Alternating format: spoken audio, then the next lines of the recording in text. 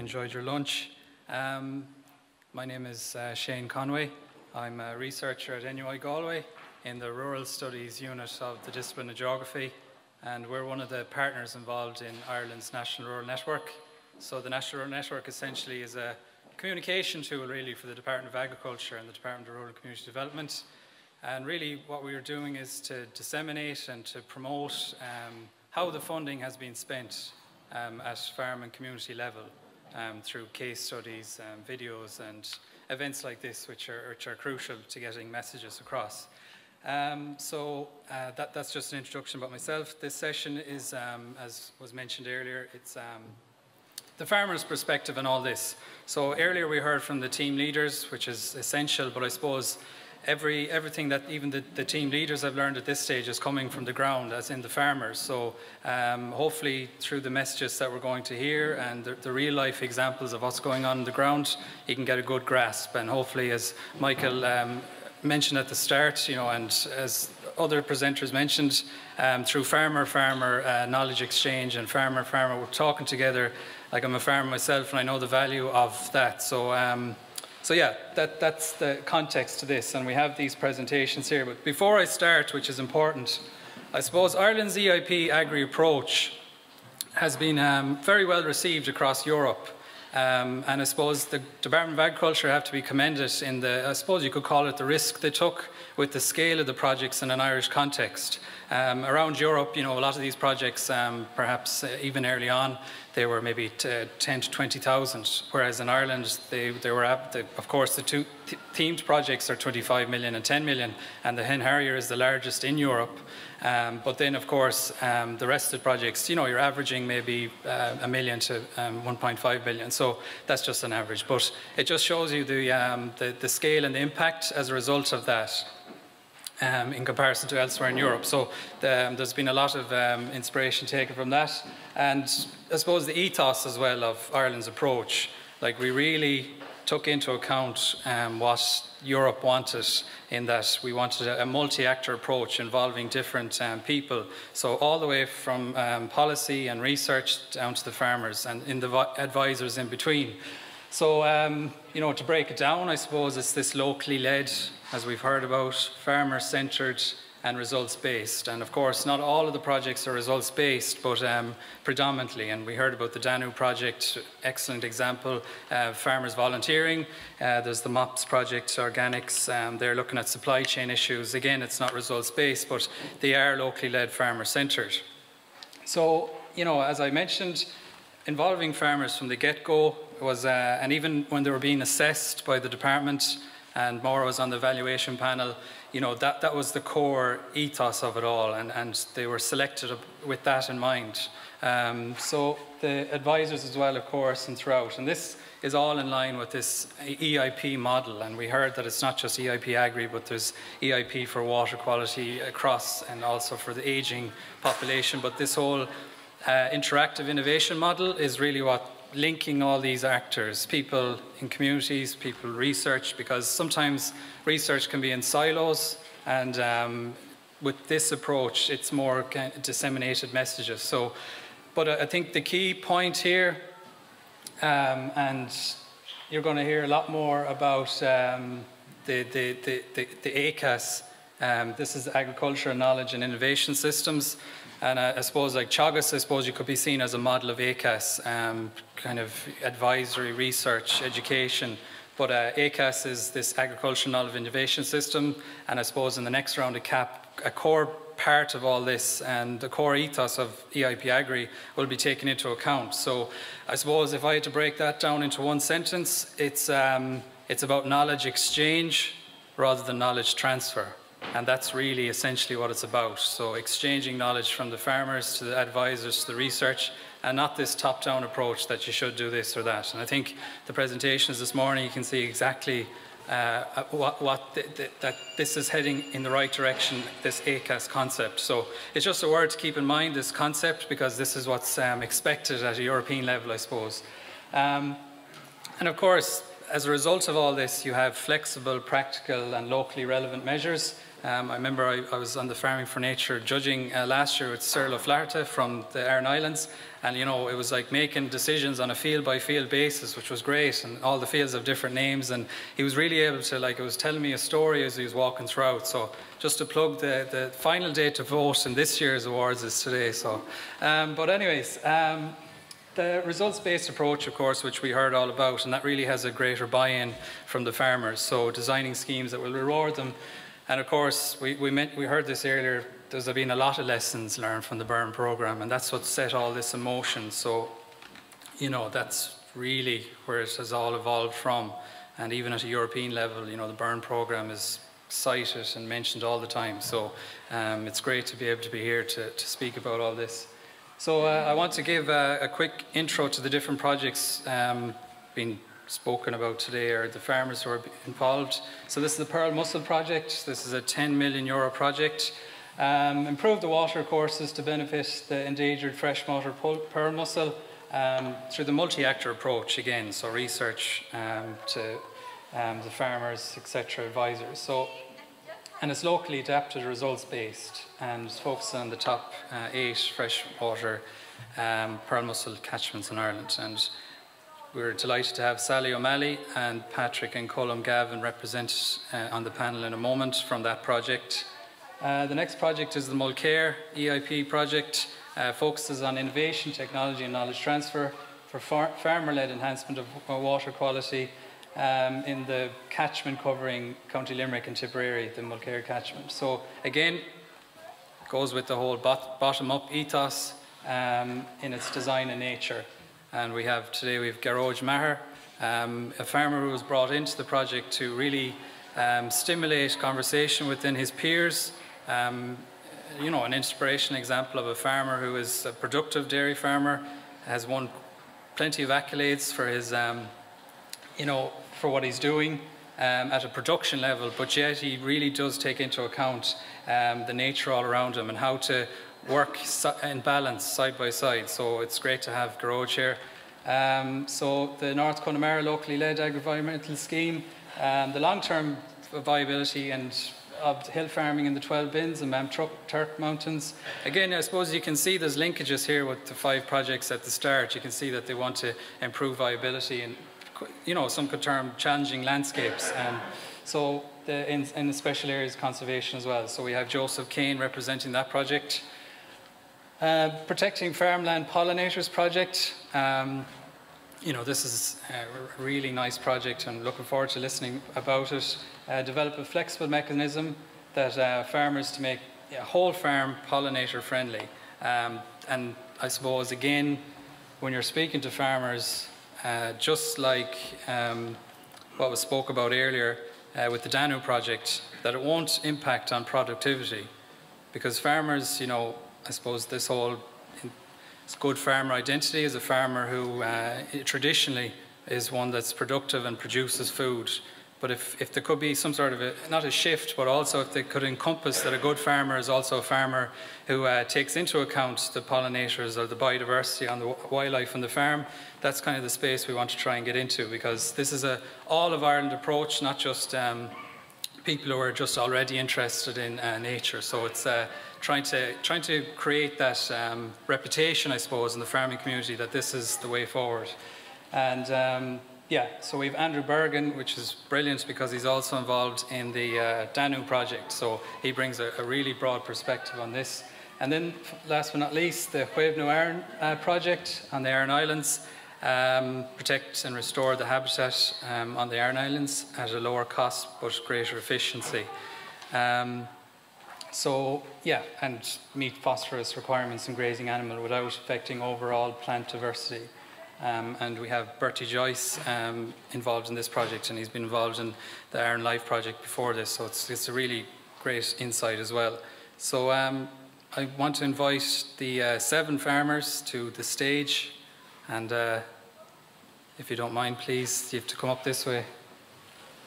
Don't be afraid.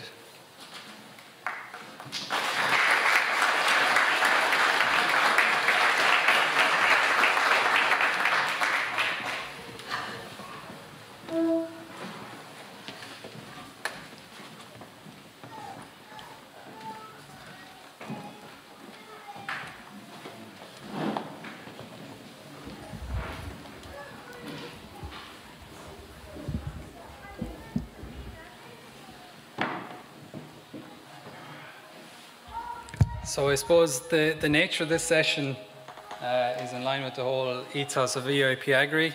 We're going to let the farmers lead, farmer-centred. I suppose I'll have some sort of a general question, but I suppose I'll probably start off with what's so special about EIP Agri? How can you differentiate it from what has happened before with other schemes? What sets it apart, and what makes you excited to be involved in it? So I don't know, I'm not going to pick out anyone, but I would appreciate if someone volunteered to speak first. Anyone at all?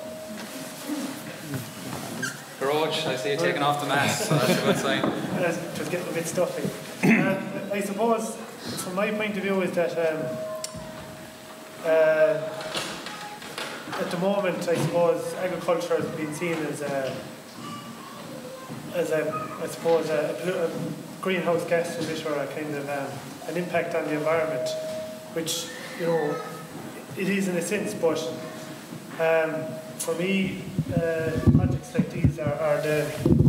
projects like these are highlight what farmers are doing on the ground. That it's not all doom and gloom, and there is solutions out there to farm environmentally, and that it is achievable to farm productively without minimising their impact on the environment. So that was the. Yeah, thanks. And just, I suppose from talking to you before, did you see an initial resistance towards this, or did you need a kind of a change in mindset in general, or how did you find it when you first spoke to the farmers? At the start, it was a bit like how much money could we get? But as you got talking to them and you spoke about the ethos of the project, it kind of changed a bit. And as time went on, then, you know, through knowledge, through the discussion groups, it's like a thing catching fire. It's on their mind now, and they're conscious of what they're doing on farm with their nutrients and things like that. So it's a game changer. And I suppose you're kind of referring to these traditionally productive dairy farmers who might have previously been as conscious of that, I suppose. Yeah, well, I suppose where we're based in East Limerick, kind of, you know, the land, the soil type there is quite heavy in nature, and is at risk of nutrient runoff. And I suppose a lot of farmers at the time wouldn't have, before quotas went and stuff, wouldn't have been that intensive, but would have been at risk of not having enough slurry storage and spreading slurry at the wrong time of year, and not very into what's going on in the farm. So like with regard to soil sampling and lime application, they would have seen all that as a bit, you know, we don't have the land for that, we can't be doing that. But through the discussion groups now, we're just highlighting the fact that, you know, you have to, if you don't know what's going on in the soil, how can you manage what you're doing on the ground? So we're just kind of starting from that and working our way up to testing the soil, see what's going on in the ground. We're looking at how much slurry is being produced on the farm, what the stocking rate is, when to apply the nutrients, where to apply them, and what rate. And you know, you're doing a lot more homework before you do anything. You know, that's kind of what we're looking at. Thanks, Garage. Anyone want to go next? Just again, I'm not going to matter. We've a totally different scenario. I'm in the 12 Bins Man Turks mountain range. So it's a totally different, we're all SAC farmland. We don't have much lowland, so our commonage land, or our hill land as we call it, is what we depend on for our livestock, for our sheep. So kind of the hills are our most important part of our grazing regime. So I suppose to get a scheme like this in that's willing to work with the farmers and encourage the farmers, like encourage young farmers to wait on those hills and farm those hills. And I suppose maybe from the likes of me and older generation, they're getting the information that they're being able to work with those. Like. So, but we're covering a vast, like the 96 farmers participating in our scheme. We're covering 30,000 hectares of land, so it's a vast area. of land like to cover. Thank you. So, Yeah, thank you. Colin, would you like to add? Just, I suppose, there's a sense. All right, I'll take that off. There's a sense of ownership in a lot of these. We take, we feel that we can make decisions on the land that we might have been told what to do before, whereas we get to decide some of the measures that we kind of partake in. So that's kind of, it's brought a sense of pride back into it a bit, I feel. Because we'd be like Joe here, we'd be on hill land, and it would be fairly, there wouldn't be much inputs as such, you know. So that's kind of how I'd feel about it mostly. So we'd have a bit more control, I think. And that's really what you find differentiates it from previous schemes? Yeah, that would be the biggest thing. And just, I'm just guessing that you have good connection and constant communication with the project officers and even the management. Is there ongoing communication? Mary's probably too good.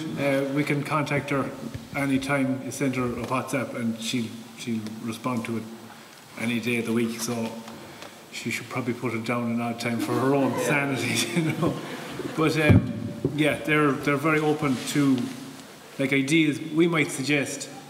They're open to those ideas, and like that's important too. Like, you know, where you have this give and take. They're visiting different farms. They might see something that we didn't see, and they could suggest it, and it might work for us. That, you know, just that openness is very important. Yeah. And just, I suppose, to get the intergenerational aspect of a family farm, Martin, have you anything to add to that in relation to how you see it? That's Martin, Gavin and Colin, father and son. Sorry, I should have mentioned that. But they always said that travel abroad was a mine. But Colin, when he was a young fellow, he said to me, he said, "You can give me whatever you like, but don't give me the farm." he took off anyway, but he came back down. He's more interested in it than I am, which is great. I suppose really look at our farmers conscious of the environment. Every day or every season, farmers are in tune with the environment.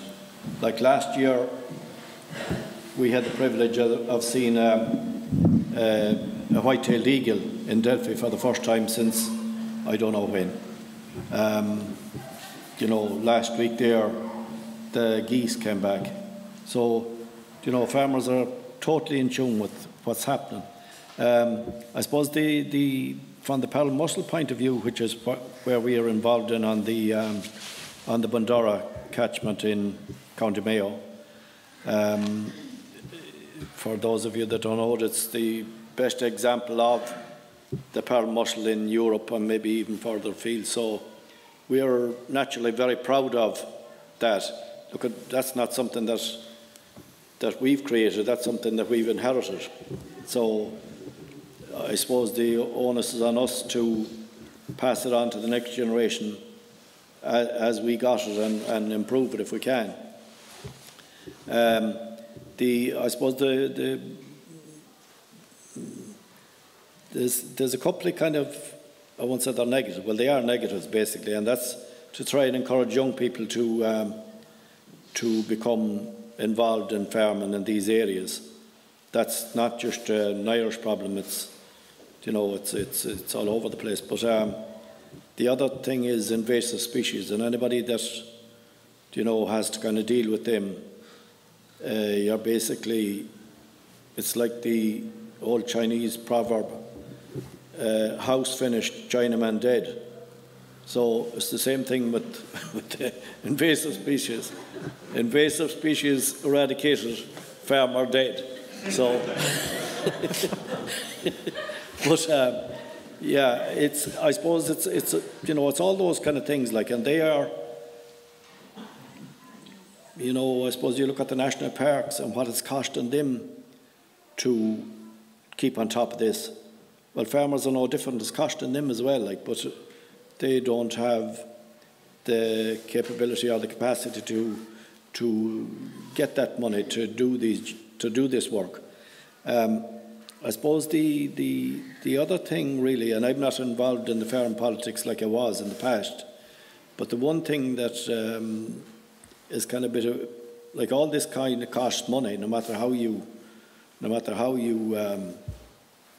you know, like to tinker around the edges with it. But I'm not sure if I'm hearing right or not, but the vibe is out there, and I don't know, is there something on the journal, I didn't read it today, that environmental payments would be capped at 10,500.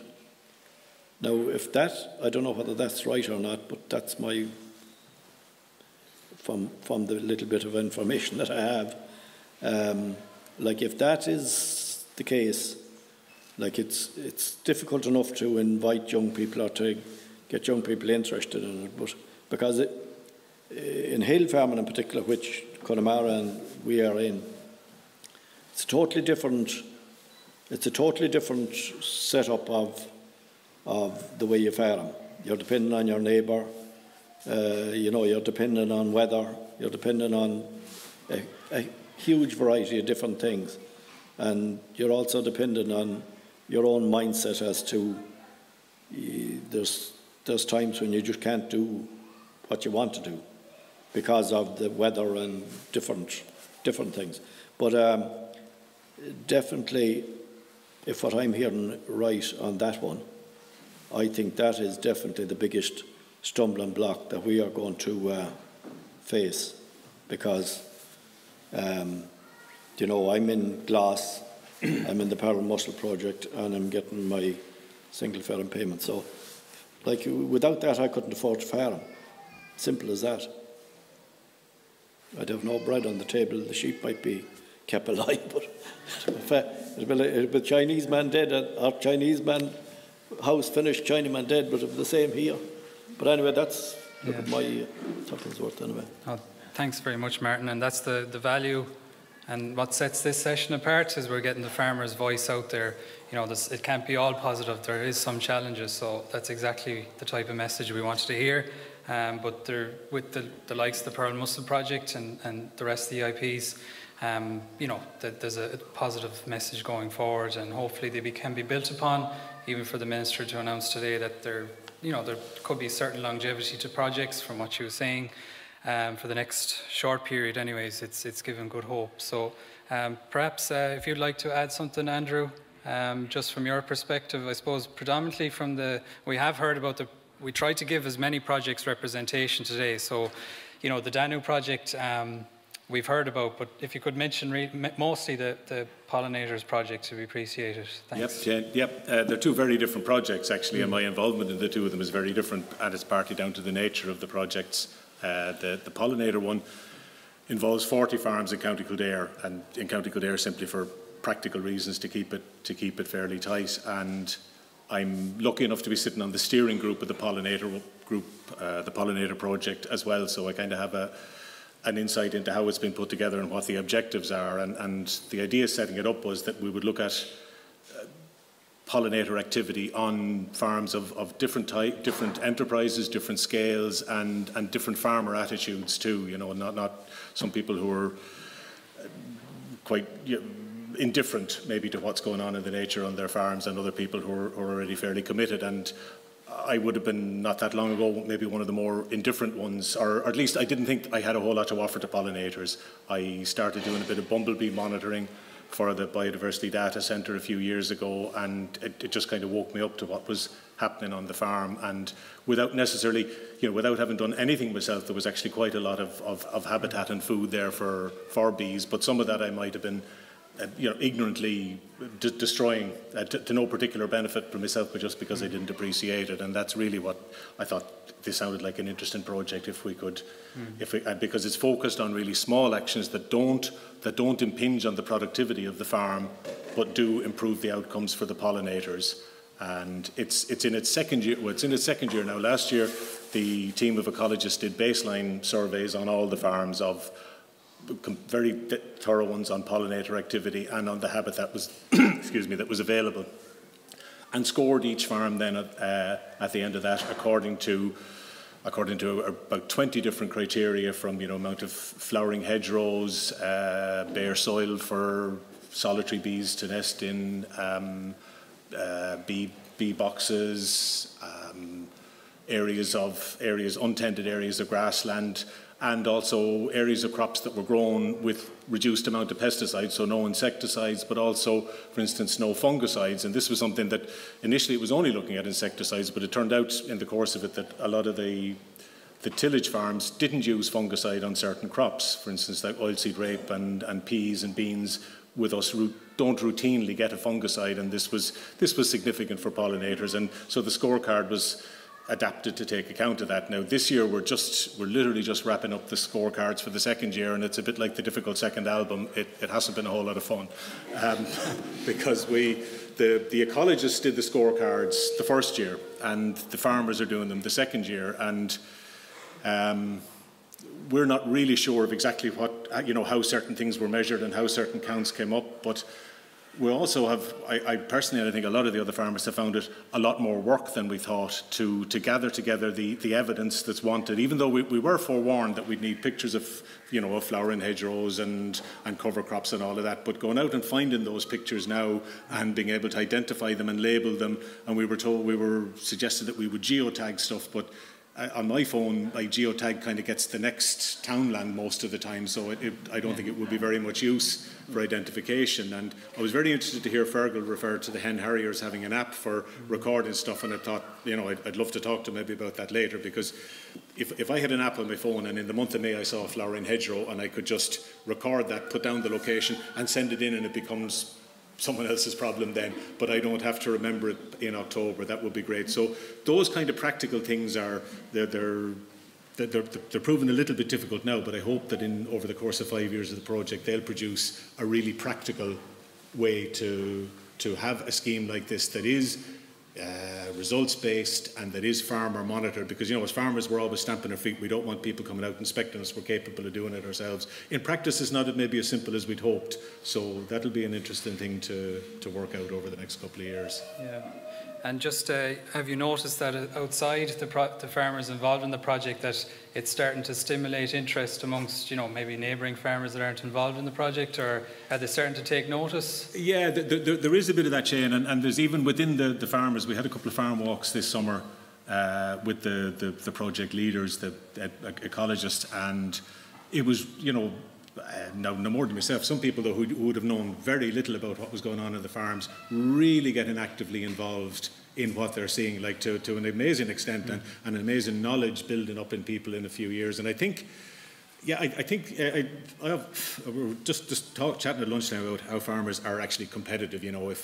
If you were doing something a little bit better than me, I'd like to do it a little bit better as well, because I don't really want you being, I don't want you being worse, but I don't want you being better than me either. And if you can build that into ecological things, instead of them being, sticks to beat farmers with, that they become, areas that we compete with one another, I think that'd be very effective. Yeah, and that's a real take-home message from this panel, creating that mindset and that competitive aspect within the farming community. It's not just about having the nicest heifer or bullock. It'd be nice having nice habitat or hedgerows. It's something, because at the moment, I suppose, in a lot of farms, this neat boxed hedge is seen to be sort of a status symbol in itself, but trying to change that mindset in that, that the hedgerow that's growing out and has more biodiversity in nature, that's sort of the space that we're trying to get into. And but again, this is all farmer driven. There's no point of the department trying to enforce this, so it's great to hear that. So perhaps Bertie, if you wouldn't mind, from the Cueve Iron project, just mentioning a few. The Cueve Iron project would be rich species grassland. There'd be probably around over 120 farmers in it between the three islands. And probably the problem we had on the island, there was a lot of places that was undergrazed, because it wasn't worth for the farmer to graze. Some of the fields would only be the size of this hall here. And what happened is they got covered and scrubbed. And down through the years, we lost a lot of small fields. So we're trying to get them back together again. And as well as that, we had another problem with water. There's no running water, so we had to build troughs so that we'd have enough water to feed the cattle in them fields. And now we'll say there's a lot of the fields, they're coming back again, and we're using a score system from 1 to 5 to judge, which 5 is the best, and everyone's trying to get it up to that score. And And a lot of young farmers are getting involved in it, and they're trying to get back into farming again. Your project that you're being given more of an opportunity to feed in to the direction of where this project is going? Oh yeah, because we'll say every farmer sat down with the planners and they decided what do you want to do. Is it worth your while to go into that field and cut all the scrub, or will we do this one first and more of a chance to get this one back than the one next door? And that seems to be working well. Yeah, and I suppose in relation to farmers who might have been a bit hesitant in the past, I suppose there's a greater trust in the process now. I'd say this is the plan for the farm, and that's the plan everyone wants. And probably we probably should work more on the farm plan, environmentally plan for every farm, and that should include everything from where you're building a little shed, or if we say son or daughter wants to build a house with planning permission on the farm, we say they should be picked out from that plan, and that we'll say going ahead 20 years, it should include everything for that farm, and that we know where can we go in years to come. Okay, and that'll help the younger generation. Yes, inspire them to. Yeah, they inspire them to live on the farm because they know what their future are. Yeah, that's a great point. Thanks, Bertie. Maybe Sally, if you wouldn't mind, from the Pearl Mussel Project. Pearl Mussel in the very same catchment area as Cullum and Martin here. So it's all hill farming we do as well with the blackhead yo sheep, and it's about keeping the water streams as clean as possible and not letting them overgraze and stuff like that, to keep the water, and having the farm chats. Plus, we're lucky to have Mary and Derek, as Colin said. You know, they're always a phone call away, and they have been a great management team for us in that mussel farm project. Okay.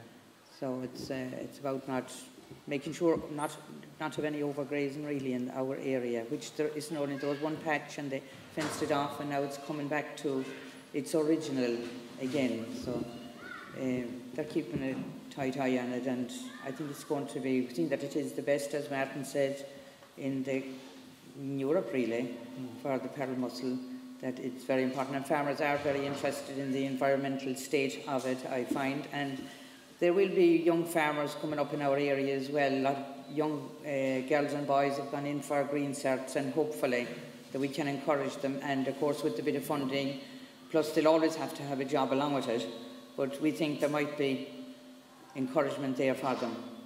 Okay. And I suppose from listening to the Hen Harrier project and the Duncannon, are you finding that the Pearl Mussel project is getting some sort of wider engagement with the community, not just the farmers? Definitely is, not with just the farmers, with outside interests as well. And as the man says there about the bees and that, people are taking, in our area, taking more interest. I had a lot of ivy on an old shed outside, and I haven't cut it down yet this year, just letting the bees. They need that for the winter, for their storage, don't they? They need that honey for their storage, so they were quite busy there in the last couple of weeks. Okay. Yeah, and the Pearl Mussel project seems to be dealing a lot with schools as well, local schools, and educating the school children. Okay. Yeah.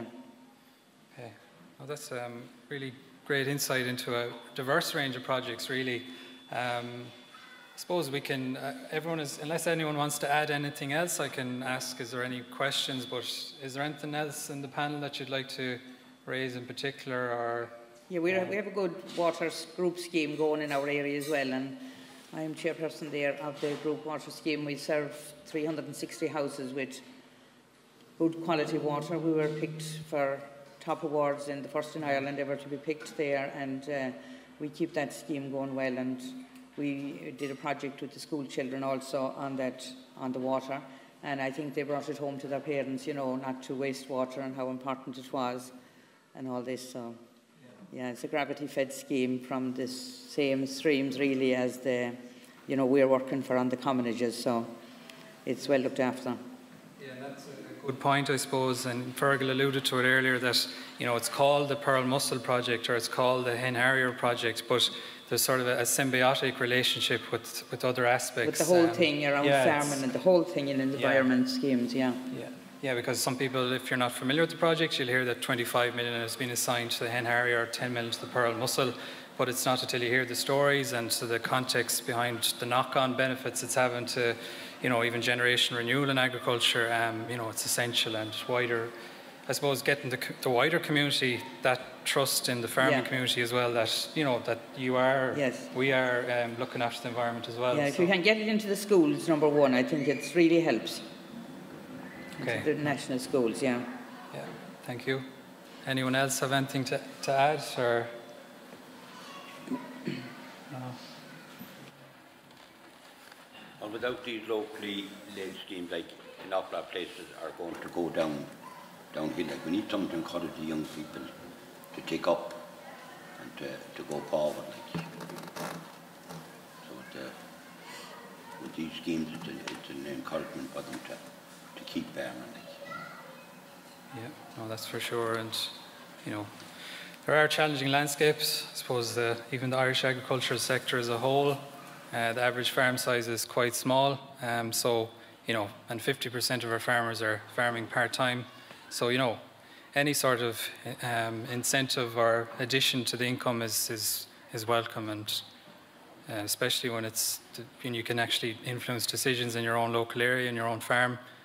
We can, you know, a lot has been learned, and there's a lot more to be learned. So I suppose now I'll ask, does anyone want to have a comment? Or even, I suppose, first and foremost, if there's any other farmer in the audience from another EIP Agri project that just wants to add their piece to represent their project, or to kind of showcase what they're doing different, much in the same manner as these farmers here have spoken, that would be probably the best input, and if not, we'll take a general question. So.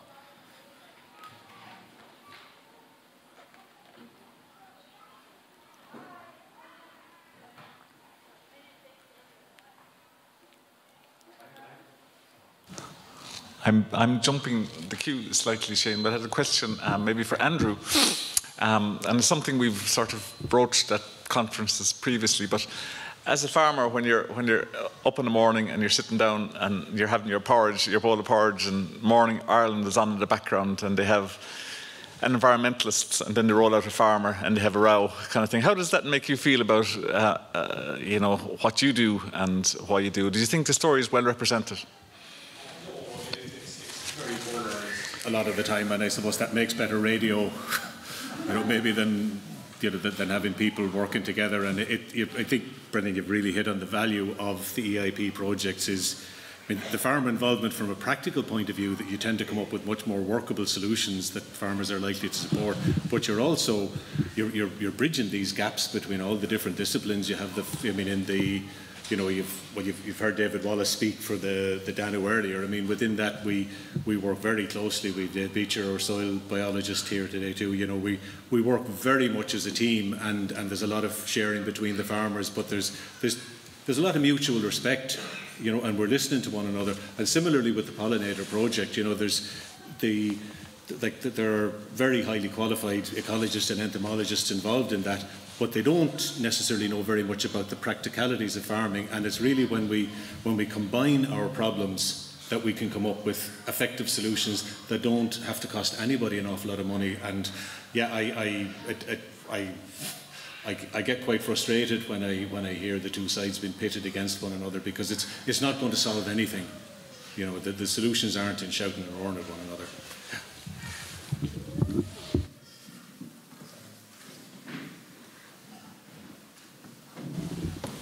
Thanks, Brendan. Hi, my name is Maria Long. I'm the grassland ecologist with the National Parks and Wildlife Service. And I think it's just great to hear the stories directly from the farmers. So I've kind of a two-part question. What do your neighbours think of you? I'm wondering, are there lots of neighbours that aren't in the scheme, for example, that are kind of interested, that have their interest piqued, and that are learning and looking with interest at your experience? And in the second part of the question, what about the people that might be your neighbours, your peers, or your other farming colleagues that you know that haven't yet shown an interest or aren't yet maybe looking at things the way you're looking? What's needed to engage further, to engage some of the people that aren't yet thinking the same way? So I don't know who the question is for, maybe some of the panellists or all of the panellists. I suppose just with our group, since we got all our farmers involved, say we've 66 farmers in total, and it's only when the farmers started doing the work, we're kind of inundated with other farmers looking to seek and to join.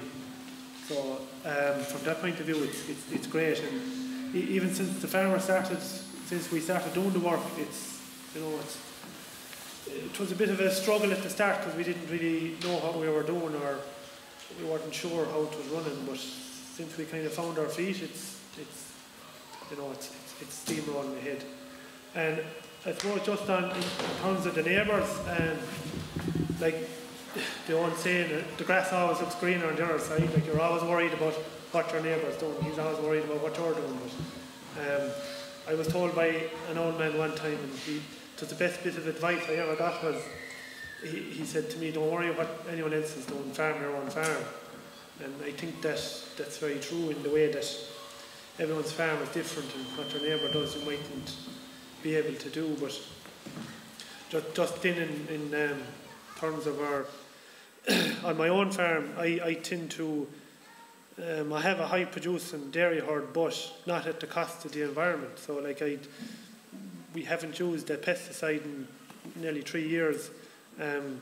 We've reduced our, like, the recommendation for nitrogen is 250 kilos of nitrogen per hectare.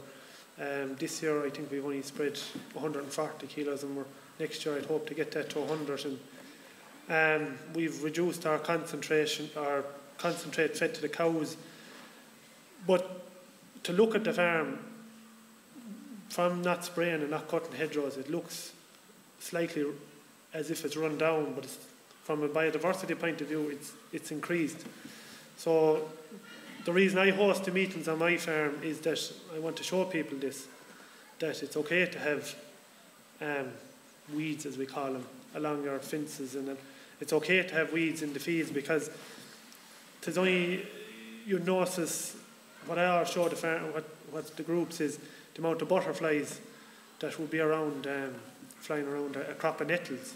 And like, you'd never think nettles would have any input to the environment, but everything has its place. But like Shane was saying earlier, it's the hardest thing is with trying to change the mindset is everyone likes a visually good looking farm, and at times you can farm well without having those without having the aesthetics looking so good, and that's kind of our ethos of the group, that the farms are viable, but you don't need to have a hedgerow cut. You don't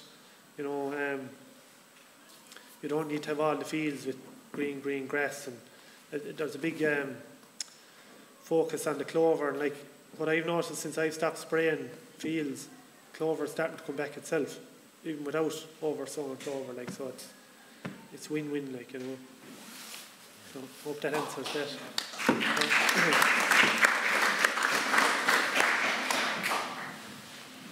What we managed done on the island without everyone in, and I don't know where the planners too happy first, because you were talking between 3 islands, we were thinking to be around under 100, and for the sake of the other 20 or 30 farmers, we decided to allow everyone in and to spread it out between everyone, so that everyone would be happier to work together. And that worked well, even though I would say the money wasn't as good then, because it had to be spread out over probably 25% more farmers. But in the long term, it got everyone more interested in the project. Yeah, so that approach has essentially created a culture within the whole farming community. Yeah. Okay. And I suppose one part I didn't really touch on is that even, we've heard a lot about individual projects and what they're doing, but have you had much collaboration or interaction with other projects? Have you visited them, or have you in any ways learned lessons from other ones, apart from in a forum like this, but actually going out to, I know COVID, all that, but before all that, have you been able to visit farms in other projects or take any lessons? Well, the Talmudton ski project is running on a river right beside me as well, so that'll be kind of next door to my college, to be the office river. But going back to the previous question, this year one of the projects things I got to do for my farm, for my project, was for tagging lambs and picking them with their mothers and to identify the brand that they came from, for building up my replacements for going on certain parts of the hill. So this year when I was doing it, I was shearing my sheep, so I was picking out ewes, good ewes, and picking out ewe lambs to build up a replacement. So a few neighbours, or one neighbour kind of stopped and he said to me, so why are you tagging your lambs so soon? So I said to him, I said, these are kind of ones I want to identify. So going on to the hills of that. So he thought it was a great idea like that. So he said, where you masterised turned in that was involved from Joseph Mannion and that's the project leaders that we have. Yeah. So he thought it was a great idea. So hopefully going down the line it will be a thing that will work. Yeah. That we'll be able to keep those replacement sheep on the mountains where they've been born and bred, you know. Yeah. Yeah. And that's you know, a real life example.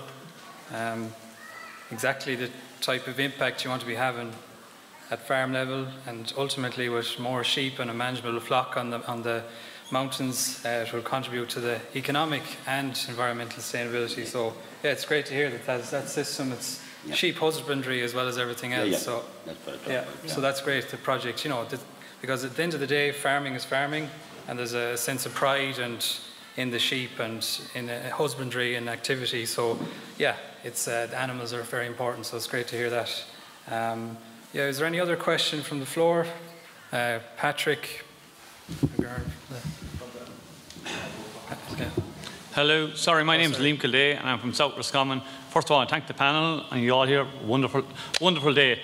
The reason I'm here from South Roscommon is we've got a landscape, it's akin to the Burren, and in our landscape we actually sit on the primary drinking water for all of South Roscommon. So our landscape is in a high vulnerable, so we have to be very conscious of what we do in our landscape, right? Now, I'd love the panel just to, how did you start your EIP journey? Because we don't have that at the moment. So we'd love to know how to, we'd love to be where we are at the moment, do you get me? Because we're in the catchment area for a turlock called Loch Winchin. I don't know if any of you have ever heard of it. It's blocked at the moment, and we're terrified that our other turlocks are also going to become blocked. So an EIP would be very essential for our landscape, because it's even more basic. What's coming out of our tap water is what we're putting on our land. So we have to be very conscious in South Roscommon what we're doing, do you get me? And we're getting it very hard to get recognised of our landscape is very much like the Burren, do you get me, you know? And it should, our journey to become an EIP or get there, we'd love to hear how you achieved that, don't you know? Thank you very much. Yeah, thank you. I don't know who'd like to, maybe Martin? I suppose we didn't really have that problem in that the parrot mussel was identified as being endangered, and so we really came from a different angle than you have a bigger fight on your hands, if you like, because you know the interest wouldn't be as much as was in the parrot mussel, because the state were under threat from fines because of the decline in the parrot mussel. So that's the difference between us, but I can see where you're coming from. There's probably somebody better out there to advise you than me, but I suppose just looking back at the Burren here, and indeed say the hills in West Mayo and Connemara, when REPS was introduced, it took the cattle completely out of these hill areas. No cattle whatsoever in the area since REPS was introduced. And I think something similar happened here in the Burren, where you had to take your cattle off the hill for the winter. REPS was a great scheme, you could say, and we would say it was, but it had a huge knock-on effect, which still hasn't been rectified. So, you know, for the likes of you, and I remember in the early days of the Burren, Michael Davern talking about what his vision of what he wanted for the Burren, and I used to say to myself, well, good luck to you, Michael, but I don't know where you're going to end up. But he kept at it. He kept at it, and with some like-minded people, you know. So I suppose it's to keep keep at it. Like really, that's all I can say. And I suppose just the nature of the EIP Agri projects is that research is involved.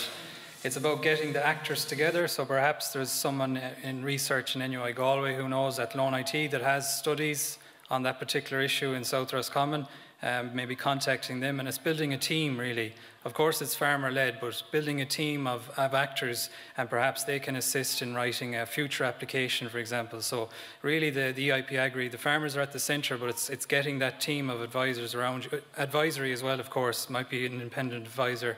I suppose even Garage, if you would like to add, because that was very farmer-led, that Mulcair project. Yeah, just on the water quality, I suppose that's the main ethos of the Mulcair catchment, is that trying to improve water quality. And like a lot of the measures we have in place that we're doing on farm, they're quite simple. They're not, like silt traps, riparian margins, things like that. So they don't cost a lot of money, but we felt that that's fine to put in these measures. But if you've misuse of fertilisers and poor management of your slurries and stuff, like, you're still going to have a water quality issue. And that's why part of our project is all built around the discussion groups and identifying farmers that haven't soil sample to know where they should be spreading their slurry and how much slurry they should be spreading, knowing their stocking rates. And we also have, each farmer has a slurry spreading risk map, so that, if you had a field that was index 4 for PRK, that you might be deciding to reduce the amount of slurry going to that field, or you wouldn't spread slurry at all, because depending on your stocking rate, there was always targets there that you to be at index 3 for soil fertility to farm well. But if you have a low stocking rate, you can farm quite well at index 1 or 2, because if you've only a set amount of stock on the farm, you only need to grow that amount of stock to keep that. You don't need to be growing surplus grass. And that's where the risk comes, that if you're applying too much nutrients, you're at higher risk of losing that into the water course. And that's kind of where that's where you kind of need to go. But from our project, I just finish on this, that it's simple measures in the right place, and a bit more homework on the soil fertility and the farm nutrient side of it. That's kind of the ethos of it. Yeah. Just another question in the middle, or Patrick McGarn. Thank you. I'm addressing this to Andrew and Bertie, maybe. Andrew, you mentioned there about self-assessment of the farmer doing the scoring system themselves. And I know, Bertie, we have done some of this. So maybe the two of you should comment about if these sort of results-based schemes are broadened out, do you see a role where the farmer does the scoring and doing away with the need for annual visits and stuff? The farmer sends back the results. First, it was hard because we were never used to kind of score in any field. But we say when we had the guidelines, we say we had a 5-point system, and we say the first score was area with say limestone rocks that there was never cattle on, and that was easy enough for us. We had 5 then, which was the postcard picture you see of all the wildflowers, and maybe a little bit of scrub in the corner of a field, and that was easy. And nearly every farmer could pick out a place where you didn't leave cattle because of limestone rocks, and everyone knew where there was a lovely field of flowers. But we'll say the ones in the middle would say probably for our second score it was probably land around the farmhouse. There was more fertilised down to the years, and it was a bit of tillage done with sowing potatoes and stuff, and we'd say probably fertiliser written on it. So that would for us was a second score. Probably most farmers would be able to pick that out. And if I went from the other side, probably the 4 score, it was like the 5th one, only it probably wasn't grazed properly for the simple reason we had no water on it. And we might have water in one part. We could have 5 or 6 small fields together.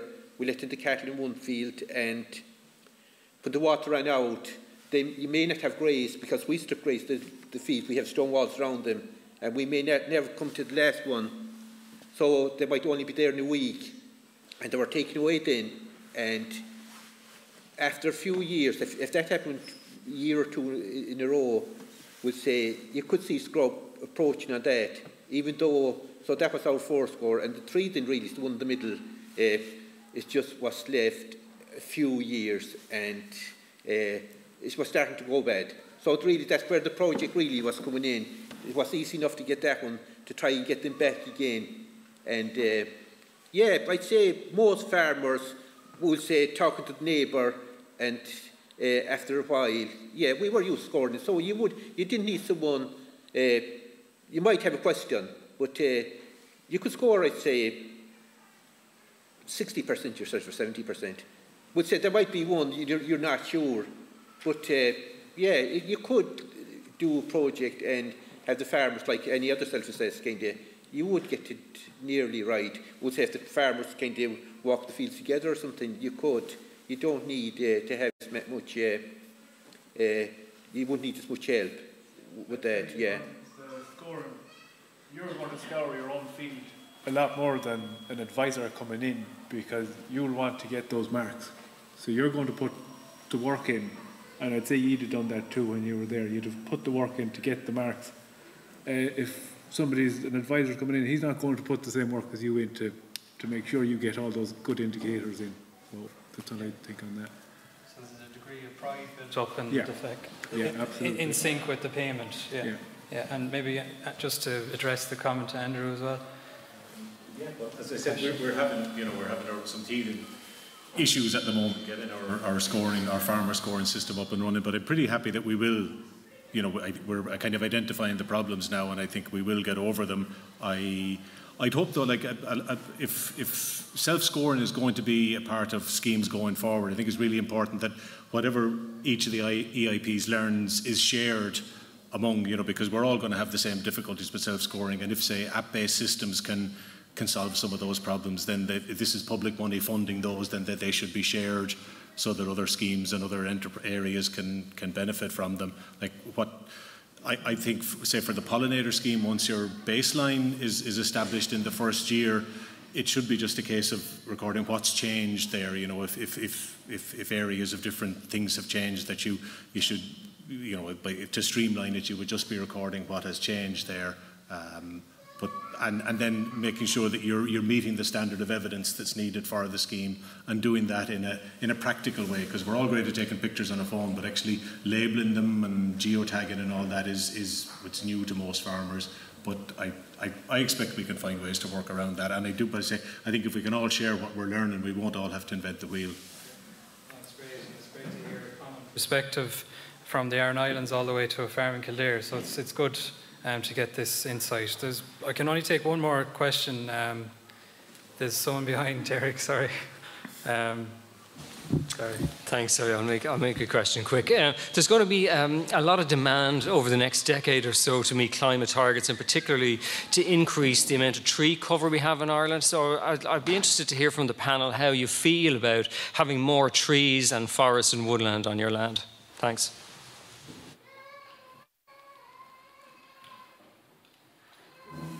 Well, we're all SAC ground, so we cannot plant trees. We're not allowed to plant.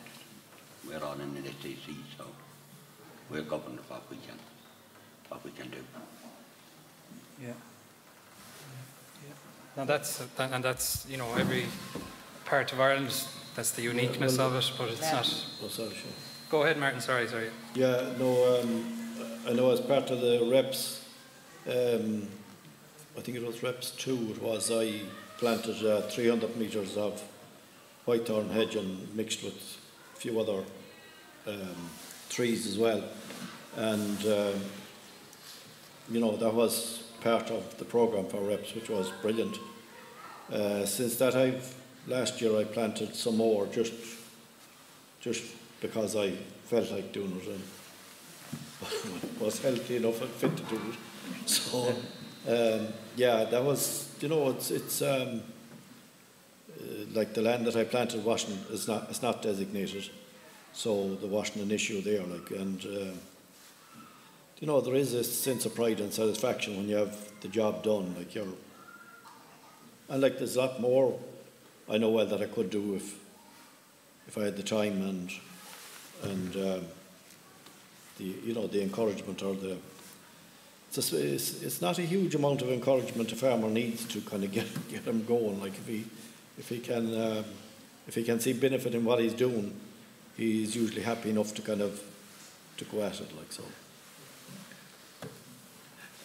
Just there on my own farm, we actually have 20 acres of forestry. That's a commercial forestry, but my plan for going forward is to just tin it out and leave it as kind of convert to agro forestry and just leave it as a natural forestry.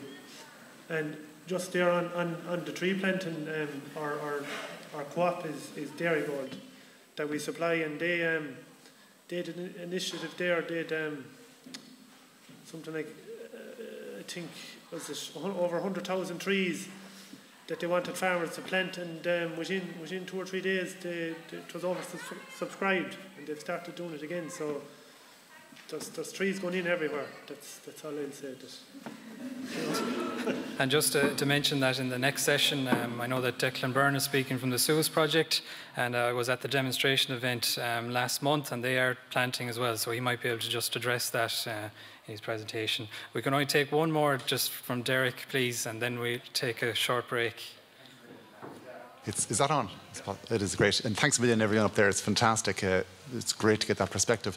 Just on your point over here on the funding side of things, I mean, EIP isn't the only show in town in terms of funding. Like there's LIFE funding, there's Horizon 2020, and there's other opportunities there as well, and they're non-cap funding sources. And one big positive, or one big, I suppose, bit of advice would be to, as Martin said up here as well, and even though he didn't, I think, express that he got people together, but he's a mighty, mighty champion for things happening in his area, Martin Gavin here. And things don't happen until you have that champion in that area. And in fairness, I think we've got a stage full of champions there. But I will say that it's getting, you know, your farmers together, getting your public authorities together, your National Parks and Wildlife Service, your county councils, your Department of Agriculture, and building from there. And that's the best way to do it. Thanks, Derek. That was great insight. So, yeah, just going to wrap it up now. Just want to thank all the farmers on stage. Really appreciate your time. It was all voluntary to come up here and to tell us your views, and this is what EIP Agri is all about, farmer-centred, and you know, it was essential to have this session, and hopefully we'll have sessions like this again in the future. So a huge boulabus for this group.